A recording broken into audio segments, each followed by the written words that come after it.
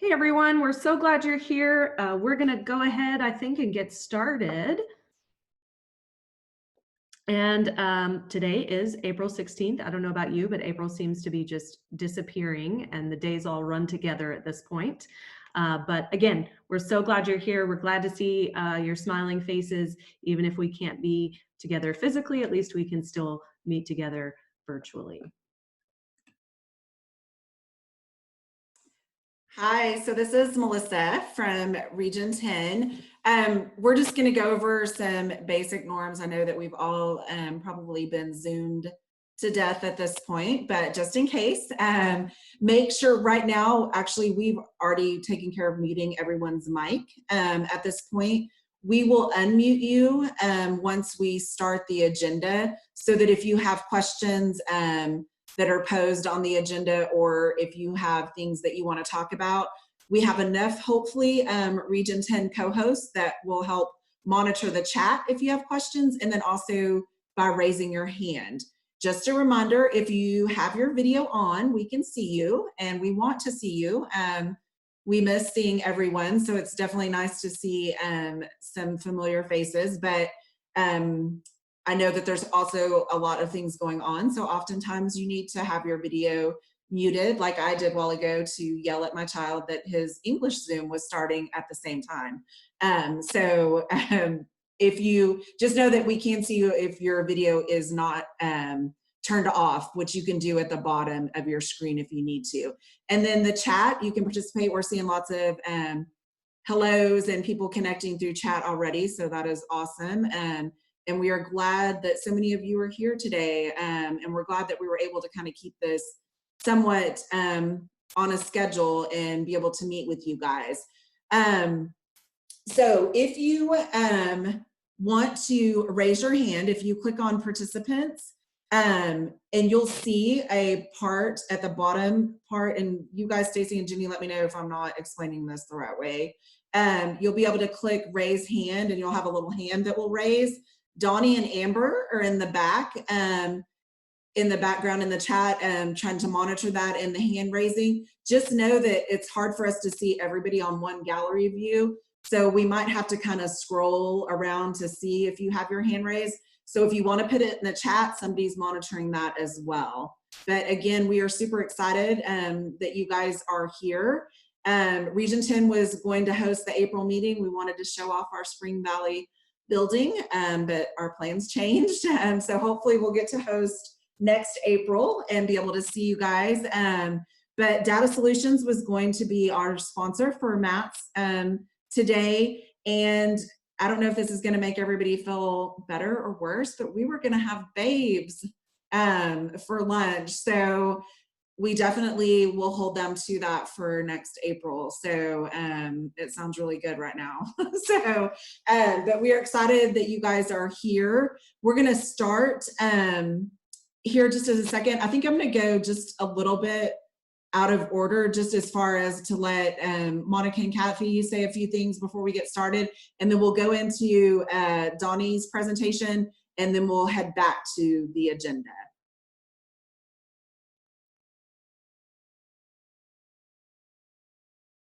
Okay, well, you guys, we are just so excited. I reached out to Region 10 because I just miss connecting with you guys. I know it looks like I'm looking sideways, but it's my other monitor. So I am so excited that you guys were able to be here. And so many of you, this is just so exciting.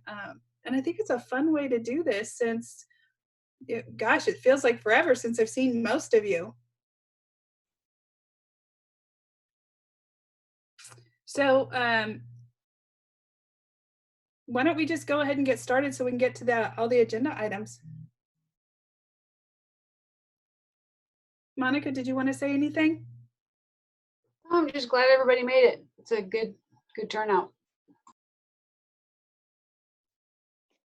All right, well, then I guess that's me. I will get on, at least wave and say hi really quickly. I'm gonna mute my video because, as Melissa said, those of you with children at home understand this. I have a teenage son who frequently comes down in his pajama pants and walks behind me and I don't know. So I'm just gonna save you guys from that. I don't wanna see it and I don't think you do either. So we're so glad that we can still meet with you all virtually. And as Melissa said, I have a pretty strict philosophy. If I get to be at all in charge of or have opinions of the menu, it's almost always Babes. So I will tell you, I am committing here to sponsoring a meeting next year and providing Babes because it's one of my favorites. And so I'm sorry that we couldn't do that for you. Amber Jones is also here with me. Amber and I are program coordinators on the data solutions team, and we handle several different tools that many districts are used to using in Region 10 and Region 11. And so I just wanted to cover just a few things really quickly to kind of give you some ideas of what we are doing to support you during this time. But I also just want to let you guys know that at Region 10, we are still here. We are working remotely, but our team is really kind of set up for that. So if you need any support at all in the area of any of the data tools that you're using, please don't hesitate to reach out to us. So we'll have a slide at the end that will tell you a little bit more about that. One of the ways that we're supporting districts right now is by helping them understand better Eduphoria's online platform for providing assessments. It is a platform that's existed for quite some time, but there actually is a really cool new feature. The text-to-speech feature just rolled out in the last couple of months. And so for your kiddos who need that on their assessments, this is something that you can turn on and turn off for individual students, and it works really, really well. We're very pleased with this upgrade that Eduphoria provided. We actually did a webinar for our districts on the 1st of this month. It was not an April Fool's joke, it was real. And so we have the recording there for you. Anyone can watch that. Our Regional 11 districts, you're welcome to go watch that. And we've also linked for you the Eduphoria help resources. If you guys get in there and watch that video and you have questions about it, please, again, don't hesitate to reach out to us. There will be a slide in here that has our contact information for our help desk if you need that. So the next webinar that we're going to do is actually covering some end-of-year closeout procedures. We actually break this down into some different areas. So what are some things that teachers in most districts handle for closing out the year in Eduphoria? What are some things that campus administrators handle? What are some things that people at the central office handle? So we have some links to help guides here for you if you would like to get started on some of this. But we're also going to be having a webinar about closing out the year. And it is going to be on May the 4th. May the 4th be with you. Ha ha ha. From a Star Wars. Okay. Just me, maybe. All right. So 10 a.m. on May 4th, you can register at the link on the screen. We will absolutely be recording it. And so if some of you forget today to go in there and grab that link and register, please email me, please email Amber. We are happy to provide that for you guys, the recorded if you need it. If you register, you're going to get the recorded link.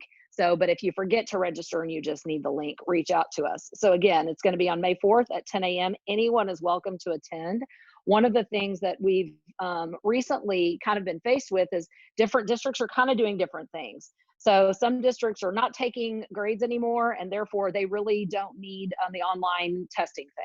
Some districts are still trying to figure that out. Some districts are not putting anything inside Eduphoria, so they're ready to close out right now. So we're trying to balance the needs of all of the different districts. So this may not be something you're ready for on May 4th. You may not need it until June 4th. So please let us know what would be helpful to you. And if we haven't covered it yet, if you'll let us know, we'll definitely try to schedule something with you or schedule something as a whole. So we have a really exciting announcement, and that's in the area of TEKS Bank. This is something that Amber actually manages, but we did want to tell you about a few of the things that we've been working on recently. We have done some auditing of items based on priority standards. So what are some of the most tested standards? What are some of the most difficult to teach standards? Our team has really been working hard on getting that kind of stuff audited to see, do we have enough items for those? And so that's something that we have been doing recently. And as we go through an audit, then we will revise and add items based on some of the work that has been done in auditing. So there are also going to be some additional Spanish items, and then they will be doing some focus assessments for ELAR. This has been a big need for our districts.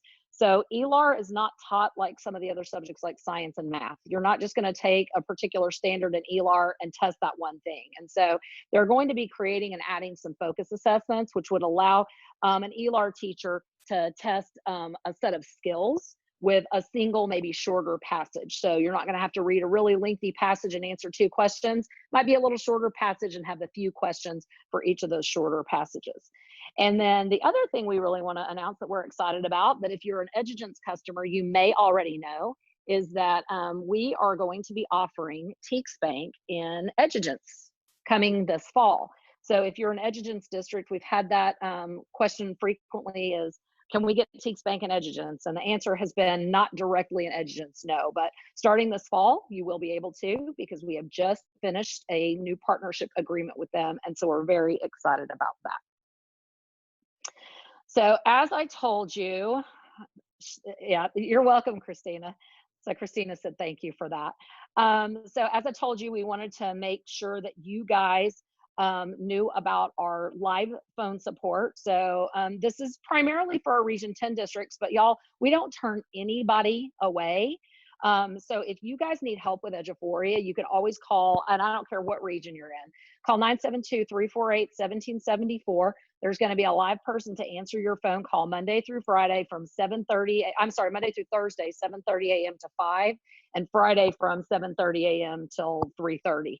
So you can also email at any point in time, datasolutions@region10.org, and then we will be happy to work with you. If you're having a problem, you're going to be able to certainly get help that way. So the Data Solutions email is probably not an instant answer. It's probably going to be within an hour or so, but sometimes you're like, I don't need it instantly. I just need it at some point in time.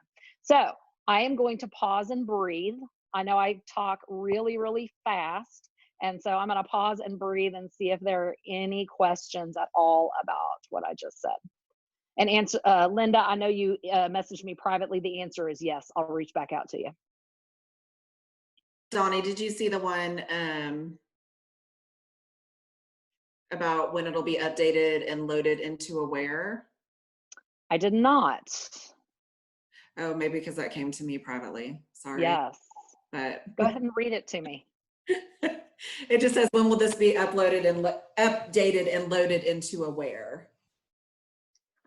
I'm assuming that question is talking about TeacsBank. So we are planning on importing the latest version of our bank in June. So that will kind of as the end of school year finishes, we'll sort of do a little transition and import the items. Some of those new focus assessments, the new Spanish items, those we will still be working on all summer. So you'll start seeing them as they get finished. So you'll see some of the new items in June when we do our import, and then you'll see them in June, July, and early August as some of our writers and things are finishing up in that. So before the beginning of school year for sure, assuming things are back to normal by then. So by August, the 1st of August, all of those updates and revisions and additional items and things like that will be in there.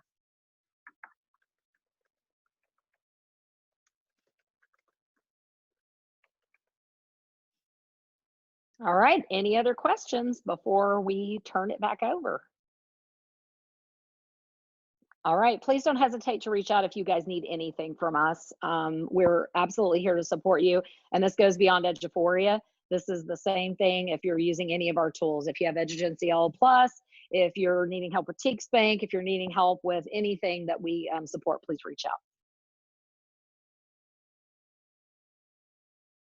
Okay, well, our first agenda item today was submitted by 2 people, Chris Julian and Christina Trotter. What has your district decided to do regarding TELPAS? Christina, I know you are on here. Do you want to add anything to that? I'm looking for the unmute button. Sorry. There you go. Christina, did you want to add anything? No, just wanted to get a feel for what people were doing with the TELPAS writing samples that haven't been rated yet. Okay. So if you have something you want to share, you can raise your hand or put it in the chat.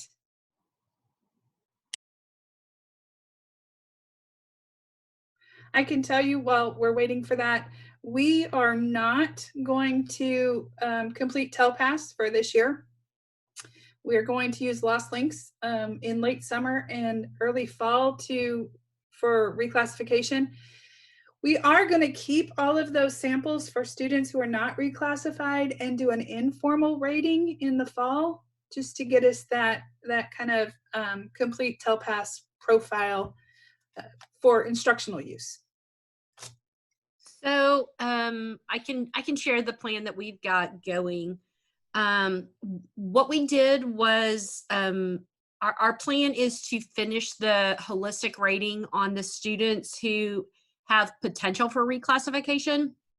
And so what we did was we looked at all of our TELPAS students, and knowing FYI, that's over 6,000 students for us.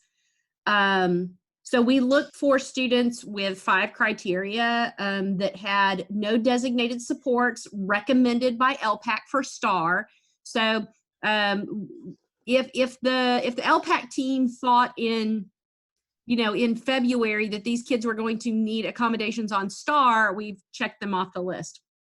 Who completed all the other TELPAS domains, listening, speaking, reading, who scored advanced and or advanced high last year on TELPAS, who scored approaches, meets, or masters on STAR EOC last year, and who, because we do both fall and spring MAP testing, who were in at least the 50th percentile for MAP testing.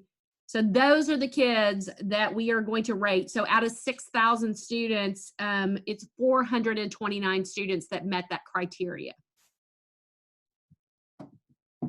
I was gonna jump in real quickly just so that Kathy and Monica know, and then those of you that are asking the question, Christina, we're gonna download and capture the chat, and we'll share that with Monica and Kathy so that they'll have all the great responses that are going into the chat room so that they can get those out to everyone as well. So if you're putting it in the chat, we'll make sure that that's shared with everyone at the meeting today. Gail had her hand raised. Gail, did you want to share? I unmuted you, and then I don't know if you changed your mind. Yes, sorry, I lowered my hand, but I will say I was on a Zoom this morning with some Accountability Connect folks with John Fezenden. And sorry, I didn't know if you could hear me with my microphone up there.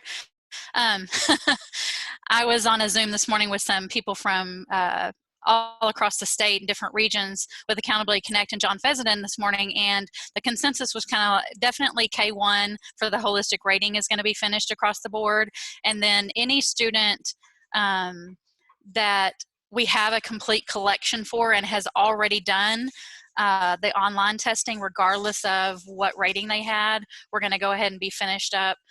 One of the ideas that was thrown around by quite a few of us was that how do we get the writing samples to those teachers? So a couple of people were going to do like the drive up, kind of like we do lunches for kids. We're going to have, the AP or principal or whoever, communicate with them to come a certain day and pick up their packet of all their kids' writing collections, and then have another drop off day. And some districts were entering it themselves, the ratings, and then some were just the campus person was responsible for entering those ratings.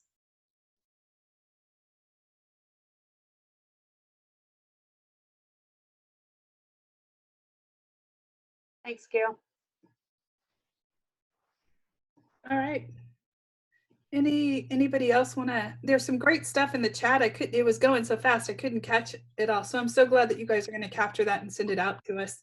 Anybody else want to add anything? Kathy, I have 2 things. One is TELPAS Alt. So regardless of our decision on TELPAS, I believe we're going to go ahead and move forward with TELPAS Alt. Well, one of the reasons is if the exit criteria has been set within the ARD, and the second is to have that baseline for the beginning of the year if it hasn't been set, so it can be set. And just a side note, whether you guys handle this or not, you may want to talk to whoever is doing the evaluation that's due every year for your multilingual department. because I had a call yesterday and there was some intent to use Telpas, and if that's what they originally had decided as a data point, they're going to need to possibly change that depending upon your district decision.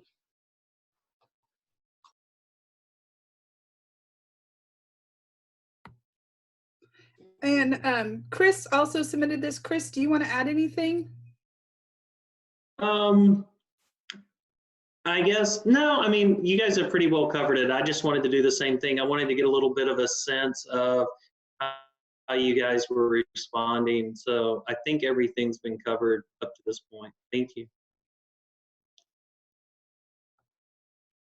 All right, awesome. Anything else on this topic before we move on? Kathy, there is a question about how are those of you that are not doing further ratings going to handle the ratings that have been rated, but the principal has not verified? Is anybody in that situation and can throw out?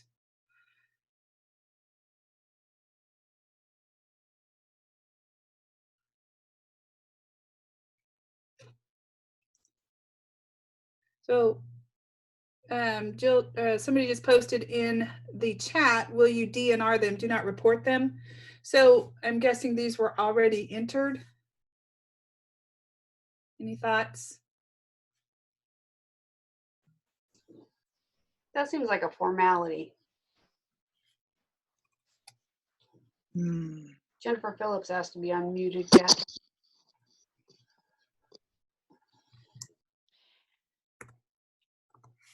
Seems like a formality to verify them. Well, what I'm saying is, right, if they're in the, they've been verified originally for the set, and then the teachers rated them and they've gone in, and yes, that's supposed to occur, and yes, it's part of the process, but do you ever see anybody, does anybody ever have to change it? I mean, does anybody ever have to, does any principal ever go back?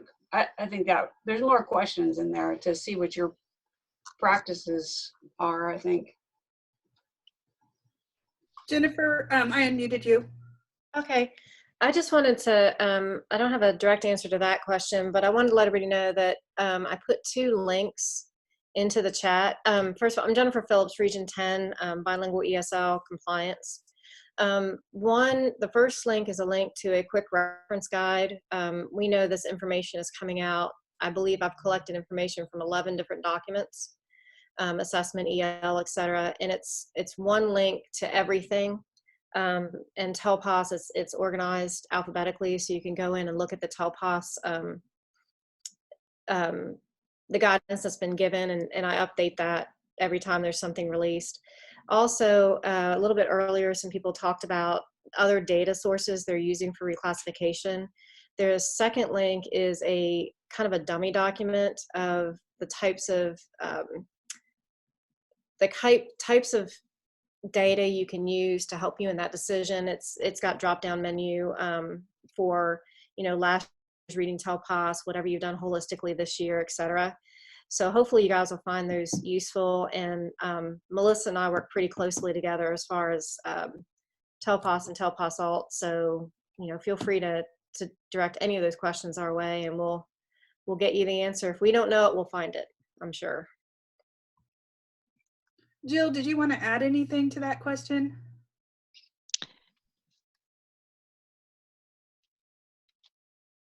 No, I just realized you unmuted me. No, I just wanted to hear the thoughts out there, and I'll just, you know, review the chat and the resources. Maybe y'all have already mentioned what you're doing about those. I just feel like in order to complete the process properly, since we cannot, we will have to go back and DNR many readings. Kathy, I have something from the chat. The question prior, I think it's the one that Donnie asked from the chat, is the question about the principal signing the rating roster, or is the question about the completion? Ooh, sorry, I lost another question came through. Hold on, please. Or is the question about the completion of the validity audit? if that makes sense. That makes sense to me. I think if the question is simply about the principal signing the rating roster, that can be done later. Because the principal doesn't necessarily, realistically, the principal should be looking over them before they sign them. But in actuality, I think, like Monica said, it's a formality that they sign the rating rosters. We have another, Go ahead. oh, I was just going to say, we had another question in the chat, but did you have something to say on this first? No, that's what I thought they were asking, is that, you know, if just putting their signature on there, that just doesn't seem like a, you know, big deal that couldn't be addressed later. Okay, and somebody also just posted that they got a response that they could use e-signatures for that. And another question, we have writing done but not tested and no online done. At this point with those students, do we need to continue to finish getting the writing verified and rated if we are going to use Lost Links? I know it's fully Lost Links or fully TELPAS, but wasn't sure if we should complete the writing for those students since it's just those last few steps. So we've done all of our online for, I would say, probably 97% of our students. We just had absences and new students, and we're not going to complete the process formally because we're going to use Lost Links. Except for, I think we have one TELPAS alternate student whose ARD had set reclassification criteria, so we'll have to finish that student to see if she meets that reclassification criteria that was set by her committee.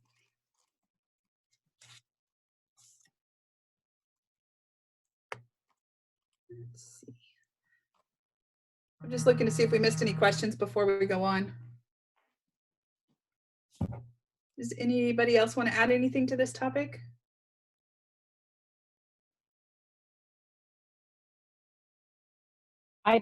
Joanna put some information in the chat. Joanna, if your hand is still up, so I think I unmuted you. So if you have anything to add, let us know. If not, I'm going to lower your hand. I think I'm unmuted. I was going to say that we also use Elevation, like many of y'all do. And what we did was we added and I'm not the Elevation person at all, but we added to capture the signature for verification from the principal. I guess there's like a stylized box or some type of text box. And our Elevation person added some tiles, so that way when it comes to verifying and they get that recommendation from the teacher, they can basically push out like a form that was created in-house to get the principal to sign, a verifier to basically type in and capture all those signatures electronically, so people don't have to get together.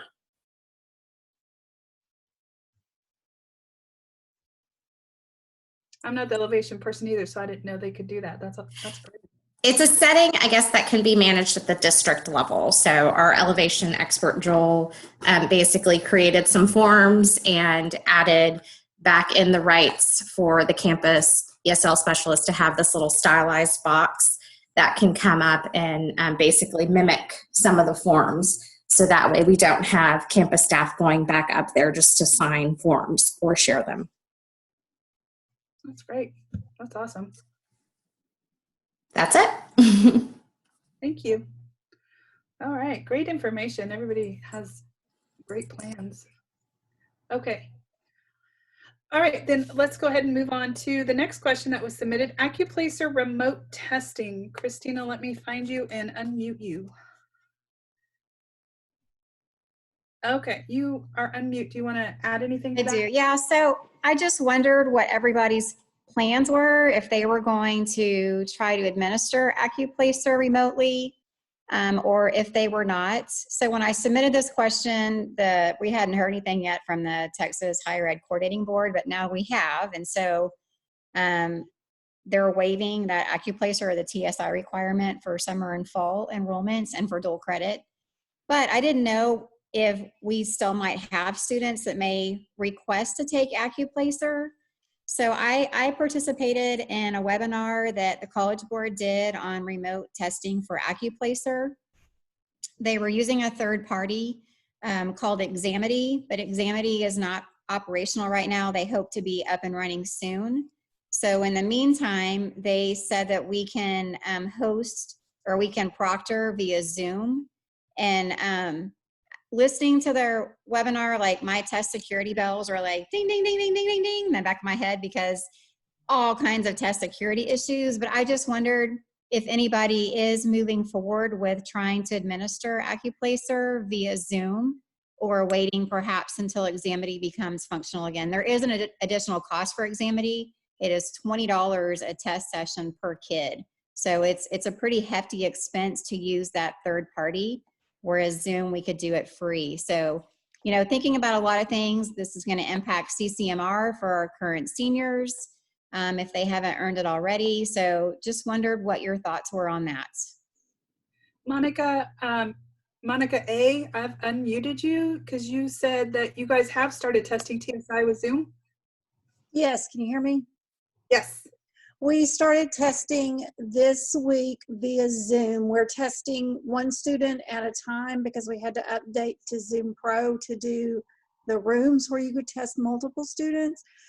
We just got Zoom Pro today, so I'm going to have to play with that before I'm brave enough to reach out and test some students. But testing one-on-one, you're staring directly at that student the entire time they're testing on Zoom, so you can see anything and everything that they're doing.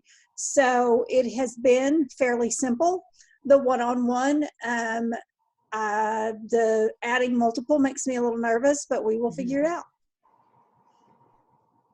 That's great. I wondered when you put them in breakout rooms, it sounded like the proctor can only see one student at a time in breakout rooms. So it seemed like they weren't going to be fully monitored the entire time. Is that Okay. correct? Yeah, I don't know. I haven't tried the breakout rooms. I'm going to play with that this evening when all of my people get back home so I can schedule Zoom meetings with the people that live here and use them as my guinea pigs. I Because was going to do the same thing. I thought you could see them all. If you can't see them at all, then we're going to keep trudging along one at a time, because you're right. I would not be comfortable not being able to see them. Monica, will you send us an email that we can share with everybody and let us know how that turned out? Sure. I will let you know when I play with it tonight. I'll let you know. Thank you. I appreciate it. No problem. Carrie posted that Garland has a meeting coming up next week. Examity still hasn't come back online, and she doesn't think they will until May. So they're planning on providing TSI either in the summer or maybe even offering it for free for the kids to come back, since the colleges will charge them. Rachel said Examity is also not Chromebook compatible, and I know a lot of us are Chromebook users, so that's good information. We are looking at a summer test maybe in July, because TEA said that they would also pay for the proctors. So looking at that to see, I actually am talking to someone later today about that. Anybody else? Vanessa wanted to know if they can take TSI on iPads with Zoom. Anybody know the answer? Sure. I don't know. Me neither. That's a good question. Kathy, I posted a link from the hire board that had, I don't know if it has that much detail about TSI that we shared in our webinar, but it might have some on their FAQ. It might have some of those answers on there. Thank you. I'll put that link in the chat. I did. Jeanette asked how will they pay for proctors with HB3 money? Yes, I think it's through the HB3 money. For instance, our district, we were going to give school day SAT. Since we won't be able to do that, we're thinking of shifting that money to for TSI, but we have to talk to finance later today.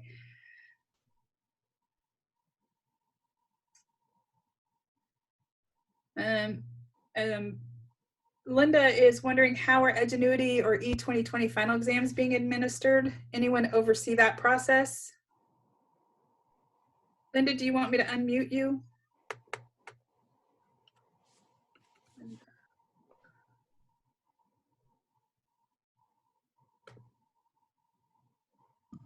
Brian. Okay, Linda, you should. Oh.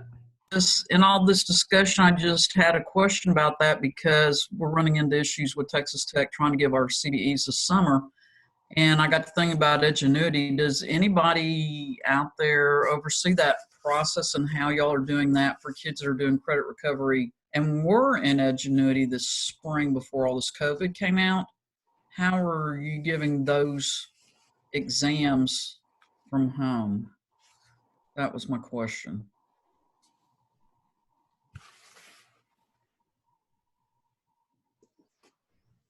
Linda, I can connect you with our person who's over that if you want.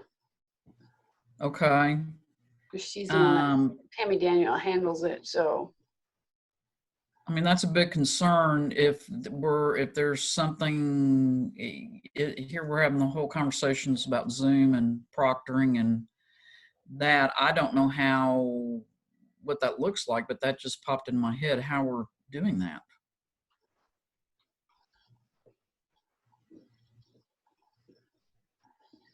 Yeah, I don't know. I don't think anybody has an answer for you. It's a good question though. Hey, Kathy, follow up to I think this is about the HB3 money for paying for proctors. They just wanted to know if there's anywhere that's documented. I saw it in one of those TEA FAQ documents. I don't know which one. The one I have in front of me right now is school boards, but it was in one of those. I'll go back and look and let everyone know which one I saw it in. I think it was in the one about TSI, ACT. Stacy's shaking her head yes. The only reason I was shaking my head yes is because Liz just posted that link to that SAT, ACT updated guidance. So I assumed that Liz knew that that's where it was. Perfect. And she just put in the chat that Melissa shared it with her. So I think between all of us, we probably got it covered. Yes. So that's where it is. I knew I'd seen it somewhere. It doesn't say how much. And I was thinking, like, our proctors are going to need training because it's our counselors who typically do it, and they're going to be busy in July with scheduling. So part of what we're going to discuss is if we do that, instead of maybe paying those proctors hourly, paying them like a lump sum so that we can ensure it includes time for training as well as time for administering the assessment. Does that make sense?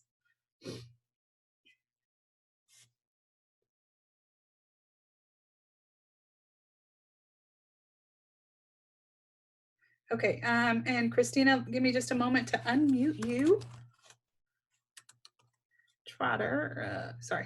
Okay, go ahead, Christina. Hey, I'm good. So TEA is going to be rolling out a formative assessment for districts to be able to use very soon, within like the next couple of weeks. The information hasn't gone out yet to all districts, but I've been in a couple of conference calls with TEA about it. They are hoping to make this available in May for districts to be able to use if you want to get some STAR type data on your students for an end of the year assessment. So it is going to be the same blueprints as STAR. It's going to be administered online. Students are going to be able to access it via a link rather than having to download an app and a secure browser and all of that. So there's going to be information soon about it coming out. I've been talking to them about what I think is going to work, what I think is not going to work, if I think districts would participate. So I think it'll be a good thing once it rolls out, because I know in my district, we're struggling with how do we get end of the year data on kids? We want to see kind of what gaps that they have so we can address that in the curriculum for the fall. And so I think it's going to be a great tool for us to be able to use if you want to use it. It's going to be available in all STAR tested subjects and grade levels. It's going to be available in English and Spanish. PNPs are going to be available. It is being administered through Pearson and not ETS. And so there's going to be a data file upload that we can use. I told them it needs to follow the same STAR pre-code file that we're already used to. But anyway, I thought it was good news from the agency that they're really trying to put some tools together. So if districts want to use that tool, it'll be available. And I think this will be a precursor to what formative assessments look like going forward. But anyway, it's supposed to be available in May for us to be able to use if you're interested. So do we know how early in May that it would be available?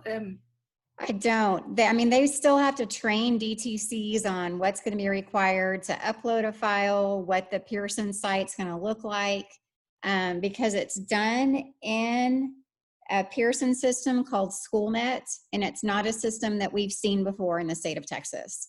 So it's going to be a little bit of training on our end. But we will be able to download data files from there. I told them again, the data file needs to match the same score data file format that we would have received for STAR, because our vendors are used to that. If they create something new, it's going to require programming for those vendors. So again, it should be rolled out fairly quickly. I mean, TEA is really pushing for this to make it available for districts. Okay, I was just wondering, because for Districts of Innovation, you know, we get out so much earlier sometimes in some districts, quite early in May, and I would hate for them to miss out. Agreed. I told them too that when we roll this out, if we do, we need some very specific information that we can share with parents in English and in Spanish. So if a student is using one of our school-owned devices, I'm not as worried about them accessing this test, but if they're using a personal device and they don't have an updated browser, then you know, then the assessment may not work. So I need instructions that I can share with parents of, okay, if you're using Google Chrome, this is how you check which version you have. This is how you can download the new browser. I told them if they weren't intentional and specific, it could throw back this movement of that we're trying to go towards for online assessment. So, you know, very specific resources. And so Pearson said, well, we have parent resources already available because other states are using this.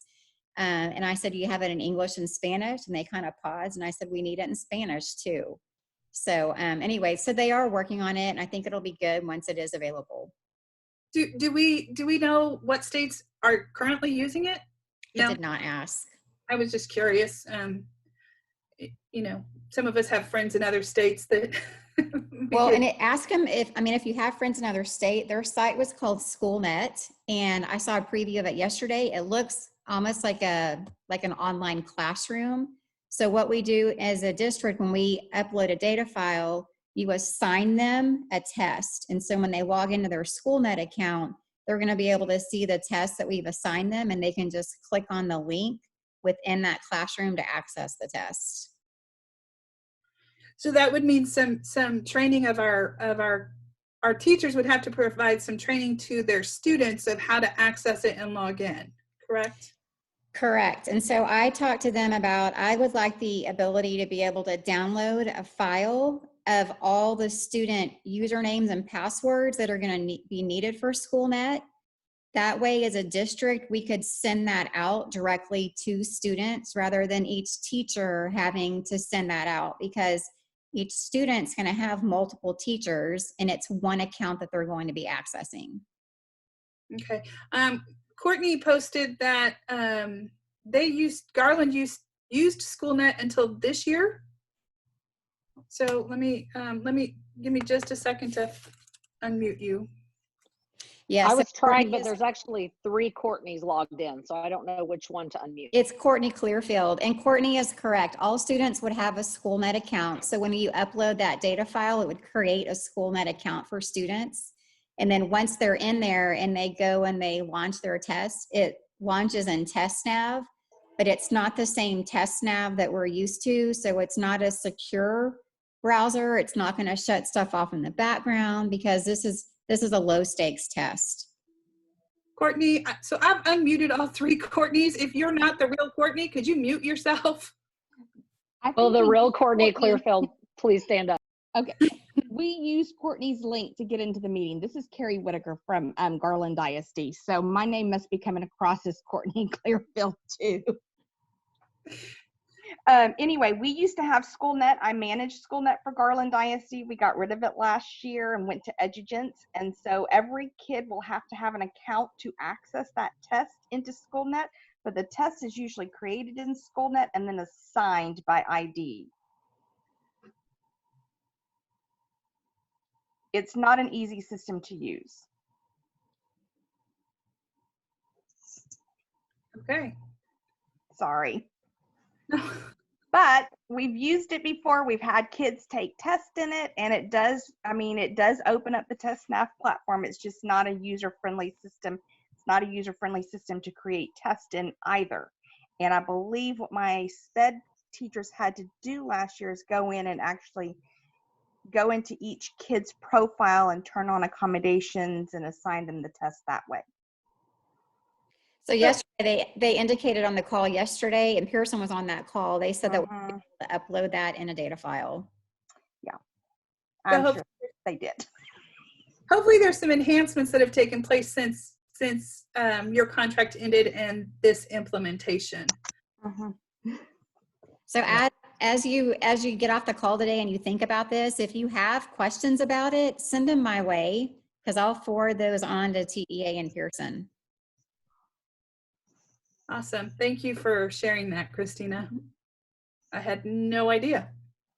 I didn't either. Okay.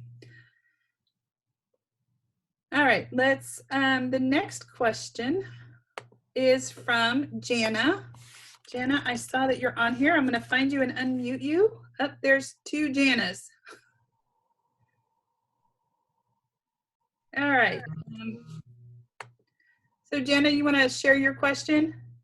Yes. So district, we have a lot of exams for acceleration, and I know some surrounding districts do as well. And so, you know, on 7424, it gives the 4 windows where you have to offer exams for acceleration.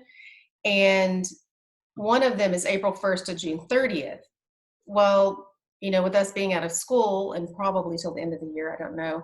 I'm just wondering how everyone else is going to handle that. I called TEA and then they called me back, and then they said that they don't have a plan for that right now because they're working on so many other things that are more important, and I understand that.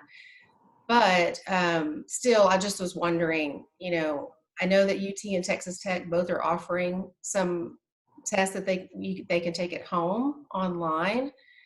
However, it doesn't cover all of our tests for all of our students, and it is pretty expensive. I think it's an extra $16 per student, and we're talking hundreds of students, you know, 1,000 students, you know, a lot. So I just didn't know if anybody else had plans for that. Or, you know, I'm wondering, are we able to skip that window and then just move on to the next window? Anybody? You know, until I got your question, I hadn't even given it a thought. We hear from parents, like we've been hearing from parents probably since November for this testing window. So we get lots of questions, and you know, and we've already had to put, like we had it scheduled for April 20th to May 1st. And so then we are kind of putting parents off by saying, you know, we're returning to school May 4th, so we'll test in May, at the end of the school year. Well, I don't know that we'll finish the school year, so then I don't know how to make up Well, all we've done a lot of work on this, starting to think ahead on how to do this. If we can return back to brick and mortar, we've already laid out exactly how this is going to work, because we have to, but we only give it a window of a week. So we do a week in June and then a week in July. Mm-hmm. So how we've started to roll it out is we've already told them we're capping them at 10 per room, disposable pencils, disposable paper. We're providing that. Don't bring it in. And we have a lot of parents who'd like to loiter while we told them the parents cannot wait in the building. We haven't got any pushback yet. As far as the testing, I called and I spoke to Kelsey at TEA, That's who I talked to. Okay, same. And she's very delightful, very informative.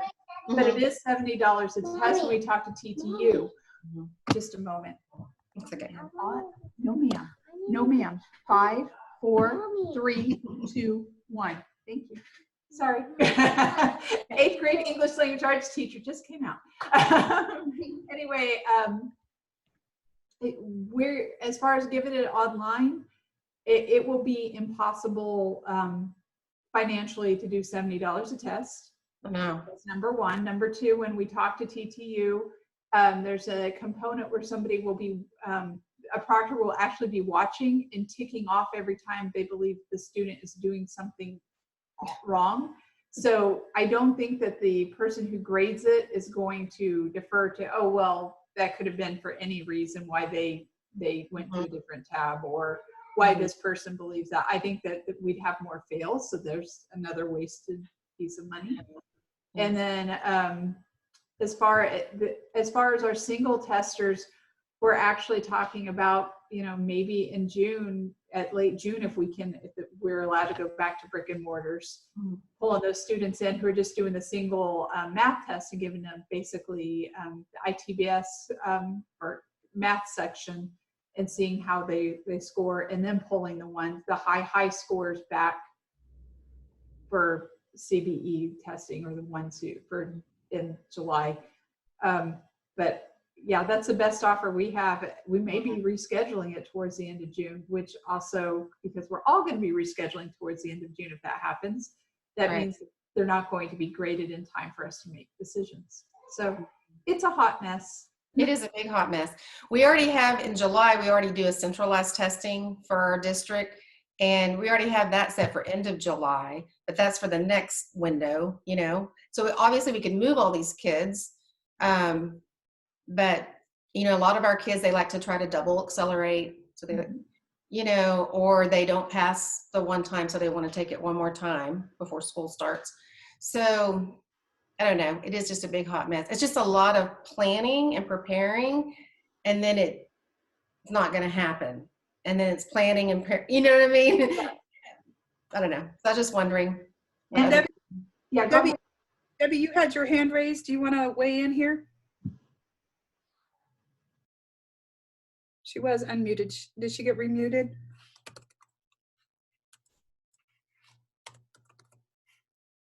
Whoops. Okay, Debbie? Okay, I'm unmuted now. Sorry. We have changed our testing dates to the beginning of June right now, and are doing an online registration process that counselors will verify. Normally the kids go to the counselors do the registration online, and so on for us.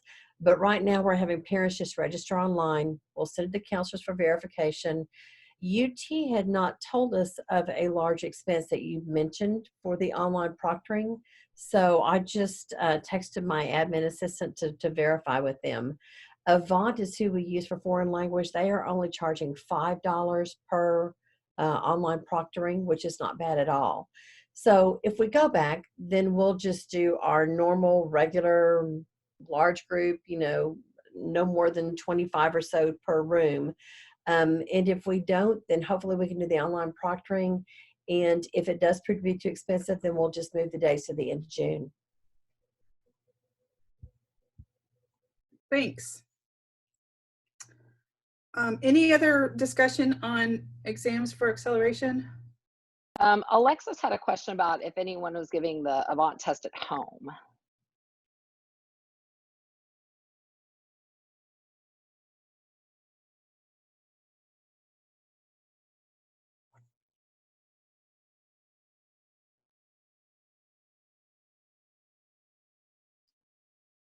Bueller, just kidding.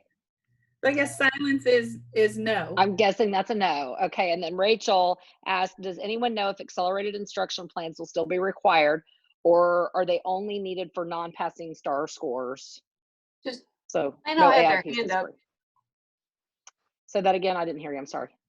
Plano had their hand up for that first question. Okay. On All right, Avant. let me grab them and unmute them. Oh, I don't see it. Did somebody already do it? I got it, Donnie. Thank you. This is Lori from Plano. Go ahead, Lori. We are going to do the Avant test from home. We have some graduating seniors that still need some foreign language credit. So we are in the process. We've ordered one test for now so that we can do it ourselves as a demo. And then we are going to order 5 of the Avant test from home to see if they work.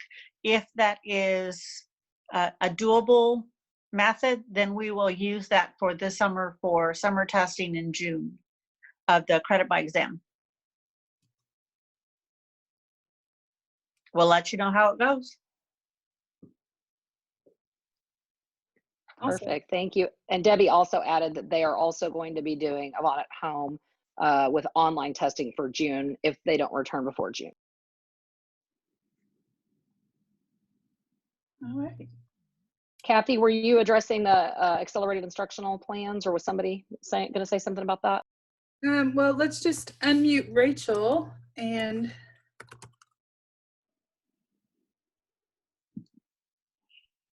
I keep clicking it and it keeps not, there you, whoop. Come on. Okay, Rachel, go ahead.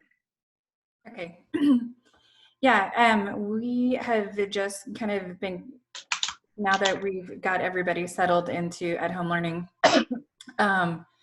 have started thinking about like accelerated instruction plans that we would normally be, considering as we would be going into like our SSI assessments. So I called TEA about something else, and the person I talked to, he just didn't know.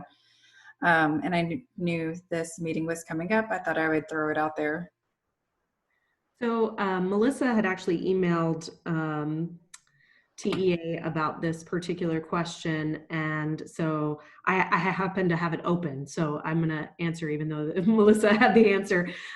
We posted it on our STAR cancellation FAQ, so if you've been following that on Region 10's at-home instructional support. So basically what they've said is the districts should use local discretion and all relevant and available academic information, for example, the recommendation of the teacher and the student's grade in each subject, to determine on an individual student basis whether accelerated instruction should be offered.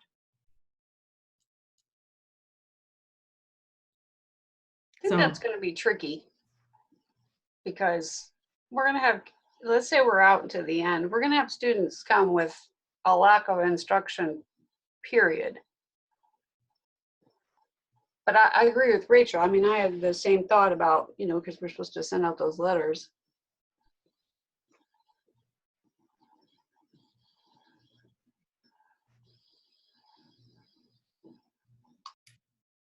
We haven't really talked about it. We are just getting to the point in our online learning and getting our teachers settled and PLCs to begin having these discussions. So we have it on our administrative agenda next week to talk about how we'll make promotion retention decisions. But I would think probably we may not do some type of formal AI plan, but there's going to have to be some kind of plan in the fall to help fill these gaps. And so we're just kind of looking at that. I know John Fessenden had a template. If you're in Accountability Connect, I didn't know there was a webinar today, but yesterday, wasn't it yesterday, that they were talking about that. So I haven't looked at that yet. And now we have this possible assessment from Christina. And so we were looking at also where our map window is going to be in the fall, and looking at that data to figure out how instructionally we're going to address those gaps. So I don't know that we will have formal AI plans, but we're definitely going to have a plan to address the gaps that are created.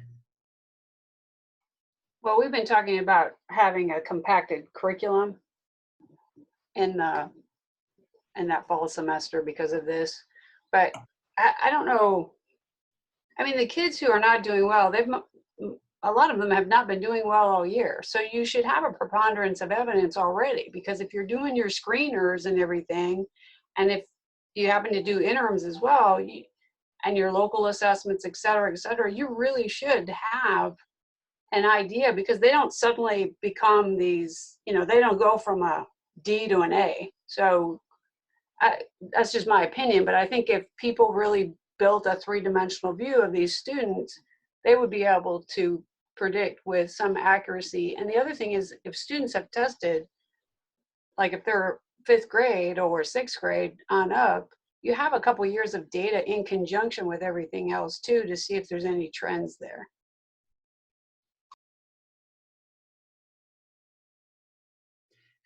Rachel, I see your hand. Hold on. Let me.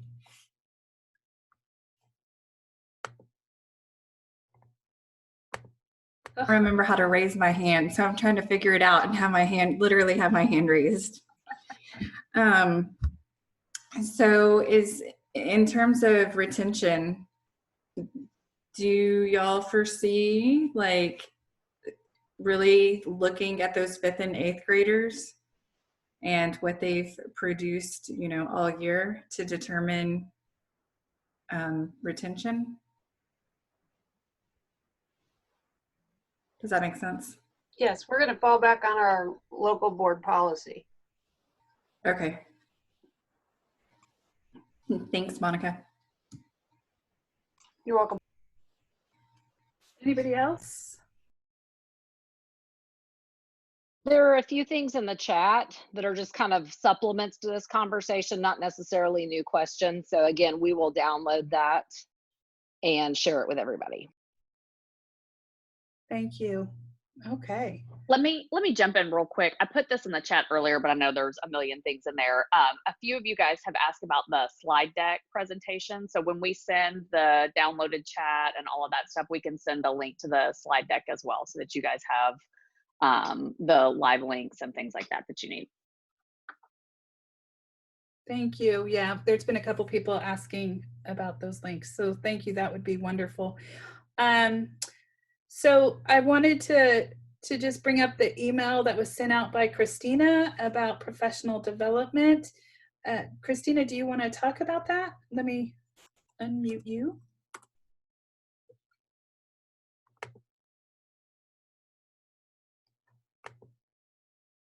Okay. Okay, so I sent out an email to all T-SNAP members last week asking if there are any professional development topics they would like for T-SNAP members to cover. I feel like this is a great time for us to learn some new skills, because we don't have state assessment right now, and so you may have time available to be able to learn some new skills or learn some better ways of doing things. And so my idea was to poll T-SNAP members to find out if there are any professional development topics that they would like for us to address through webinars. So I sent that survey out last week, and we've gotten about 25 responses. But if you would like to respond, please go back to that link and respond with some topics that you would either like to learn about or topics that you would like to host. And we are going to be working on setting up a webinar schedule for starting at the end of April and going into May, just based on what everybody's needs are. And it's just a great time for us to catch up and see faces and reconnect. And that's what I miss the most about working remotely. Although there are some great things about being at home, I still miss being around people and learning from my colleagues. So it's just a way for us to be able to touch base and learn from each other and just continue to grow and support our members. Thank you, Christina. And then while I'm unmuted, let me cover one more thing. TEA is releasing, or they have to do an online feasibility study that they have to submit to the legislature about how prepared we are to transition to online testing. So back in March, they held some focus groups to come up and kind of test out some questions. And they wanted opinions on what those questions were like and who would be able to answer those questions, et cetera. So yesterday, I got an email from Iris Tran at TEA, and she told me that the dates that they're going to be sending that survey out There's a date of May 4th. It's going to be a district level survey that's going to launch. It's going to be a unique link that will go to superintendents, district testing coordinators, and district tech coordinators to collaborate on that submission. And then on May 6th, 2 days later, there's going to be a campus level survey launch that will go to principals. So this is the information they need to look to see how prepared we are to move towards online testing. Christina, will this be similar to the one that we did a couple years ago where we all collaborated and submitted one survey, or will the superintendent submit one, the district testing coordinator submit one, and technology submit one? Do you remember that? I think it was 2017. So all she says in the email is that it is a unique link and it will go to superintendents, district testing coordinators, and district tech coordinators. So I don't know if it's going to be one link and all three are supposed to collaborate, or if it's going to be a separate link for each.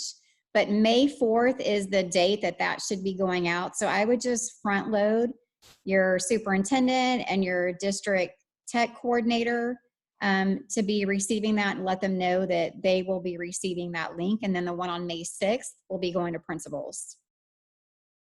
Thanks for that heads up. I think that's great to know. I think I had been wondering about that a while ago, and then it got lost in COVID. And it seems funny now because we're doing everything online. So we really have a really good idea as to where we stand in supporting online testing at this point. At least I feel that we do. We know how many we have, we know what we need. Yeah, this whole process has really changed some perspective. Our superintendent was saying today in our meeting that if you had asked him before spring break how long it would take him to put together an online school, he would have said, give me a year. We've got to get together a teacher committee and a curriculum committee and a finance committee. And he said we did it in 3 days. He never would have thought we could do that. So every district out there just deserves some major kudos for all that has been done in such a short amount of time. I mean, we're a smaller district, but big districts were turning it around super quick as well. It's just been amazing. And I think that the professional development that we will provide going forward to our teachers will drastically change, because now everybody in our district at least has a Google Classroom. So now we can start refining that on organization and tips to make it more user-friendly for the parents and the students. And so I think it's going to be interesting going forward to see how education changes. Kathy, I was going to jump in. Thank you, Christina, for sharing that. We found that same information out yesterday, Liz and I actually, when we were talking to Jose and Julie. And also, just so that you know for the future, they are working on something to go in the student portal as far as coding the exemptions for students so that will be able to be tracked. And they're also working on the transcript side of things as well, for the official kind of format for what that will look like on transcript. So just all of that is, moving pieces and moving forward. And the online piece, again, we're in a place where we can really look at this now. We've kind of seen what we can and can't do. And so they shared that survey would be going out because, again, all of this is tied to legislative initiatives. So, moving forward, they're going to have to wait until the legislature meets again, but they still have to have that report due in December as far as the needs assessment. So I thank you for sharing that. So that's awesome. So I'm glad that we're all getting really great information. Hey, Melissa, Alexis wants to know, will that be done for seniors for this year? I believe that they are, they didn't quite have a timeline yet, but they are in the process. I would imagine so, that they're trying to get something out. They were just still in the process of having those meetings. So I don't have a timeline on it just yet, but it should be coming through. But I'll let you know, Alexis, too, for sure. She said, thank you. One thing that I also want to jump in and say, I totally agree. We've done so much work across districts of moving things online and getting things into students' hands. But I just keep thinking about the students who don't have access or have limited access or limited devices or limited internet or whatever it is. So I just want to throw this out there because I think I've said it in just about every single meeting or webinar I've been in to keep equity on the front of everyone's mind, and especially as we're thinking about accelerated instruction and gaps and all of those things that we're thinking about. What about the kids that we haven't been able to reach or that don't have the same level of support at home or all of those different things? Just something that's been constantly on my mind lately.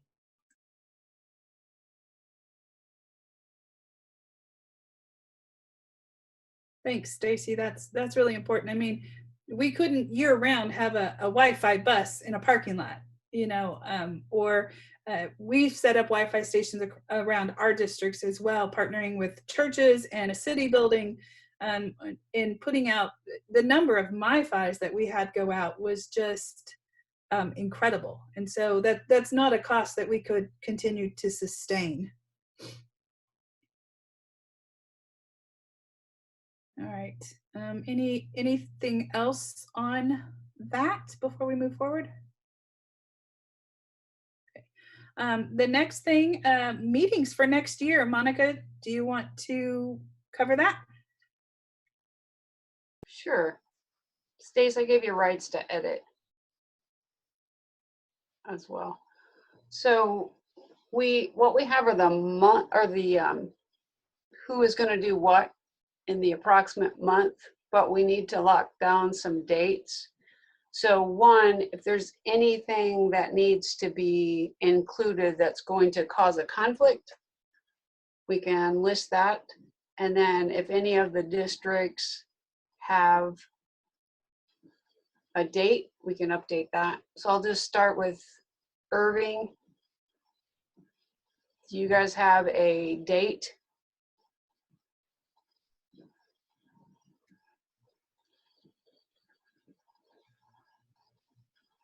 Well, I see Frisco, let's skip because I'm not hearing from Frisco says they will host October 13th instead of the 15th.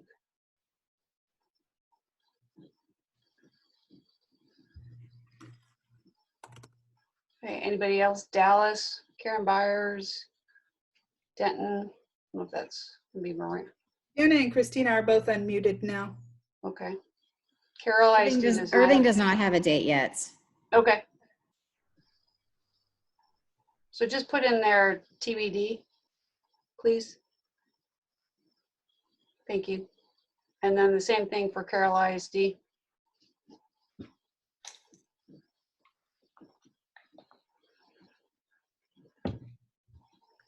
Anybody else?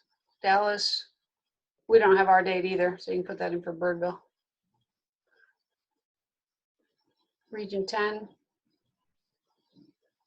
Karen needs to be unmuted. Karen Byers. Yeah, for Region 10, I believe we said that the 15th was in next year's testing window, and we went with the 22nd instead. I'm trying to search through my emails, but I think that's what we said. And also Karen Byers, we have several Karen Byers, so I think we've unmuted all of them. So just everybody, if you're not the Karen who's talking, you can just mute yourself. And y'all, it's not a big deal, so we're not upset about it. It's just, it's if you're sharing links, you just show up as the same person, but you can change your name if you want. This is the real Karen Byers. We were throwing around December 3rd as a date. I think we did that before when we hosted before. It was right before the end of course. We still had a huge outpouring of people. So we're thinking that date again. Does that turn everyone off because it's right before end of course? Because we've got that Thanksgiving before.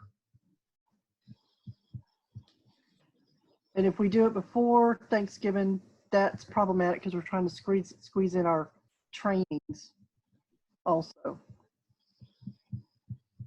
Well, and I think the fall is going to be busy for everybody, regardless of your job title, right? Because we're going to be pulled into other duties as assigned, I'm assuming. Somebody, if you have an issue with if you don't think that 12/3 is a good date, would you post it in the chat? Otherwise, we're going to go ahead and move forward with that, and we'll watch that. Thanks, Karen. And then Lanil has stated that, of course, the assessment con is, and that's a date that needs to be added to the events. So January 20th is going to be assessment con. So do we want to have a day in January? I know that's a good question. I know it was kind of, we had just done the conference and then met right after. That's kind of how it was last year. So I'm, open to what you guys think, if you think if we should or shouldn't. Well, it's the one right before Telpas, right? So it helps sometimes people who are new to getting that under the belt.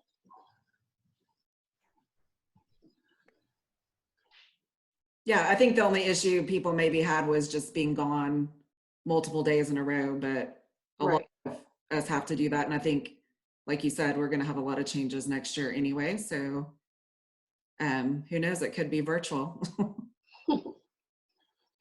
Okay. And Plano's TBD as well. I know Lori's on here somewhere. Okay. Lori's unmuted now. Lori? Yes, we have not verified the date. We need to verify the location for that specific date. We'll let you know. Okay. Thanks, Lori. No problem. And Suzanne made a comment because she's the one that hosted right after Assessment Con, and we did have some that didn't come, but we all, in that note, we usually have people who RSVP that don't come, but then we had others that couldn't go to Assessment Con, and I think that's going to be a real concern too, is just being out of the district. Which is the whole reason it was brought up. So we can come back to it. It's not a problem. Are there any other events or TSNAP, TTNs or anything that we need to add in there? Thanks, Dace, for the dancing cursor.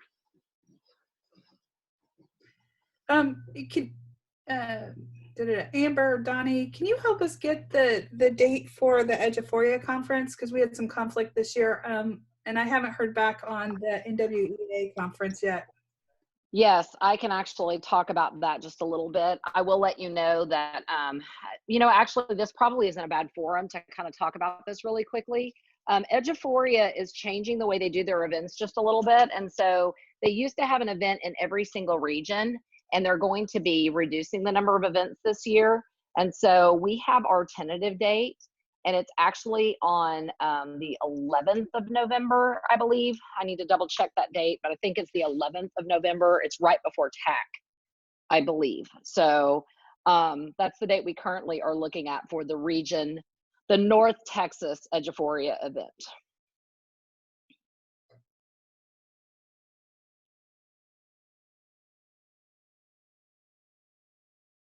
Okay, I'm just texting Vicky to see if she has that date yet for NWEA. With it, I think those were the two conferences that we had conflict with this year. Well, and let's be honest, it's hard to get all of us anymore, right? I actually saw people on this that I hadn't seen in a long time.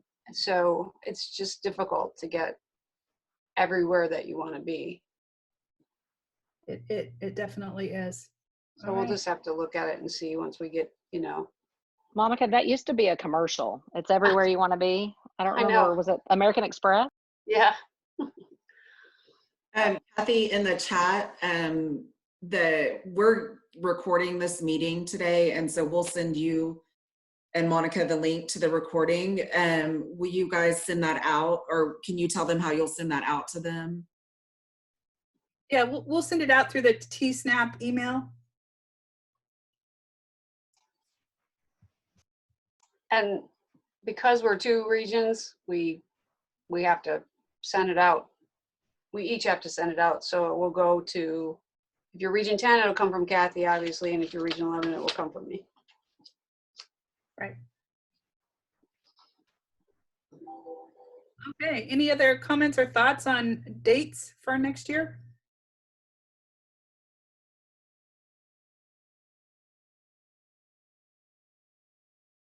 Okay, well then Region 10 and Region 11, who wants to go first with regional updates?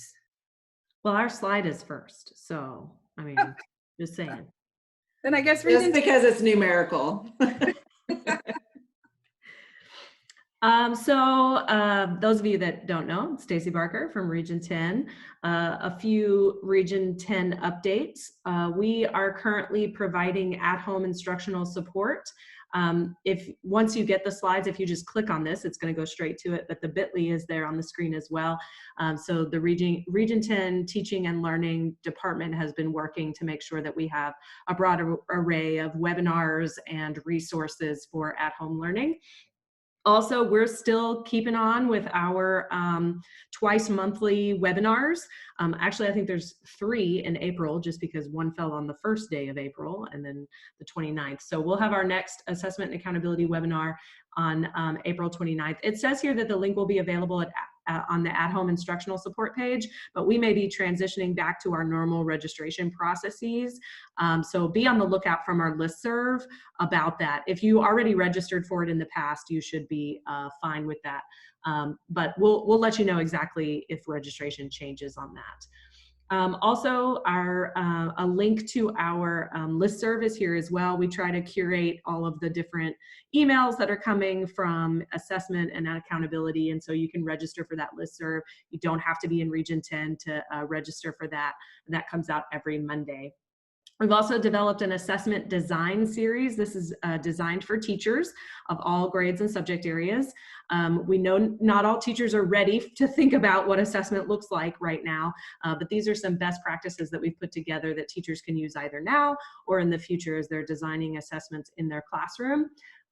If you click on this, once you get the slides, it'll take you directly to that. It's a video series, so it's self-paced. Teachers can do it whenever they're ready for it. Our contact information is here as well. Please feel free to reach out to us with accountability and assessment questions. We are live and working, just like Data Solutions said. Our email is probably the best way to get a hold of us, but we are also available via phone. Our phones are forwarding to us. Melissa or Jenny or Donnie or Amber, any other Region 10 notes?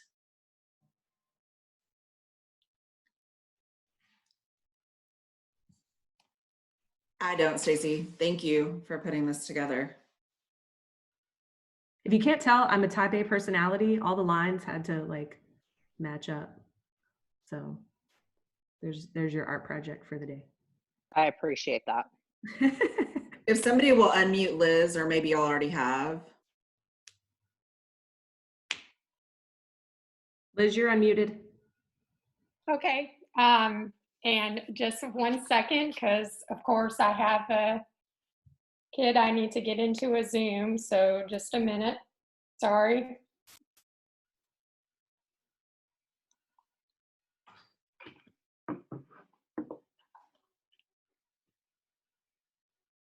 Schrader, your last name. Okay, sorry about that. So a couple of things. I guess the slide looks a little different than it was on mine. But we at Region 11 have a learning at 11, which has modules for all grade levels, and it also is offering PD. So we'll have that.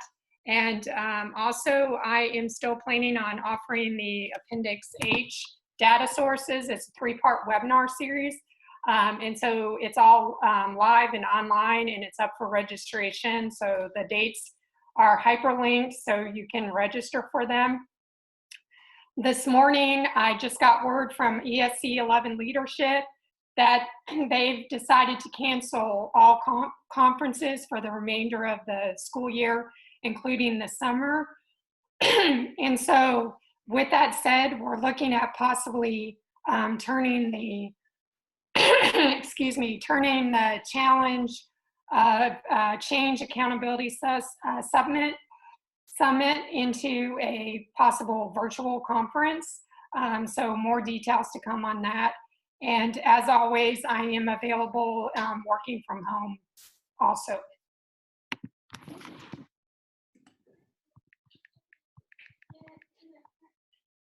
Did you spell your name correct? So we wanted to keep this still, again, keep it as much like a maths meeting as it normally would be. So we've got some door prizes. Again, we were trying to go with our theme, and we had some really great stuff together, and it was kind of a bee theme. So Stacy was awesome enough to go out and get some local jars of honey. I think she has a sample, if you can see her in her video. So we have 3 of those. We have a $20 Amazon gift card, and then Monica and Kathy have the awesome tea snap cups. We have 2 of those. So what we did is we dropped your names. We downloaded, I say we, the other people behind the scenes, downloaded the registration, uploaded it into a name wheel. And so we will have 5 names drawn. We will get creative how we deliver these door prizes to you. So we'll keep track of who wins what. Oh, look, it's going to go live. I love it. Okay, so I'm going to let somebody that's actually doing this take over, and I'm going to mute myself.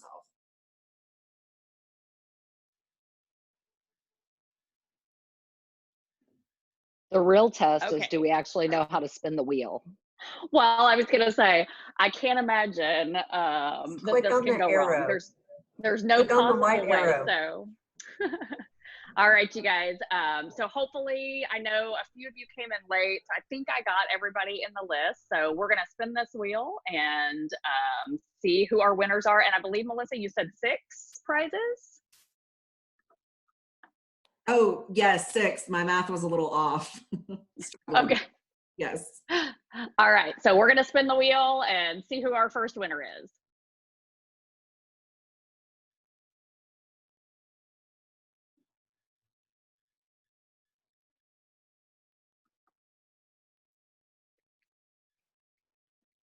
All right, so Leslie Russell is our first winner, and hopefully one of you guys is writing this down. So, because I'm going to remove her, and I'm capturing it. Okay, awesome. Thanks, Melissa. Congratulations, Leslie. All right, winner number 2.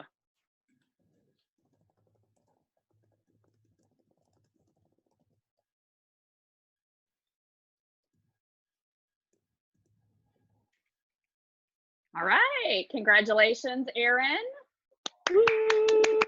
I do have to say, those of you that were in here 2 or 3 times, I guess you guys will just have to fight it out for who the real winner is, if anybody The real comes Courtney up. Clearfield or the real Right, Karen Myers? yeah. Karen and Courtney are going to be like, oh, no, that was me. It was actually Yeah, the real me. yeah. We'll let you guys duke that out somehow. All right, winner number 3 coming up.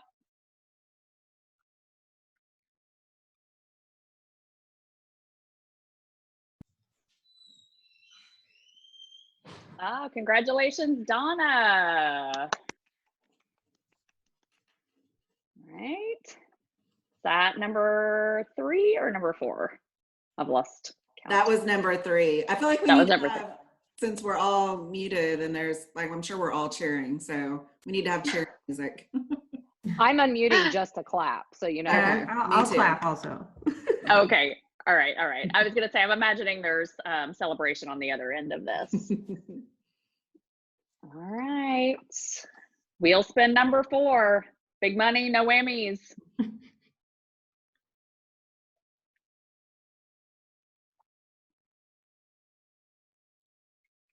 All right, Nancy. Yay, Nancy. I'm expecting a cat meme for that. All right, number 5. Let me just say, I'm glad the name pops up larger than what it is, because I'm having a hard time. Right.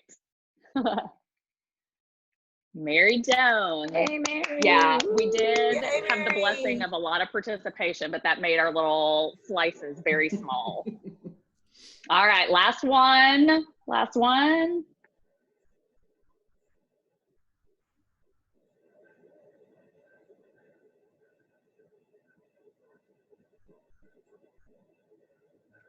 All right, Melissa. Yay, Missy! Woo! Good job, Melissa.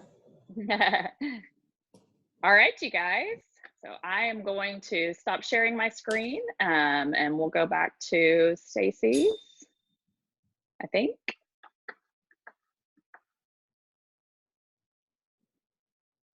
All right.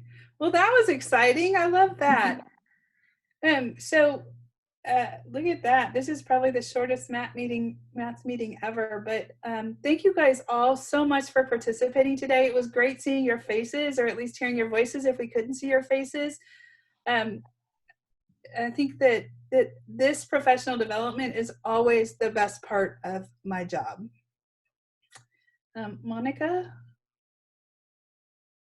I miss you guys, and hope you are having a good week. And if you guys need anything from us, let us know, and make sure you turn in what you would like for workshops and such to Christina, so the TSNAP group can provide that. And always, we're here by email or by phone. Just if there's something you need, reach out to us. We're happy to do whatever. I will say, I guess it was last week, I got to talk to Melissa on the phone, and I hadn't really been talking to anybody. And we must have talked for 45 minutes about our kids and our families, and it was probably the best part of my day. So reach out to us, talk to us. I love to talk on the phone. I hate texting. So we're here for you if there's anything that we can do, or even if you just need to take a break and talk to a person. All right. Anything else before we say goodbye? I almost don't want to say goodbye. But I know we all have other meetings scheduled, so. Thank you all for attending. Have a great week.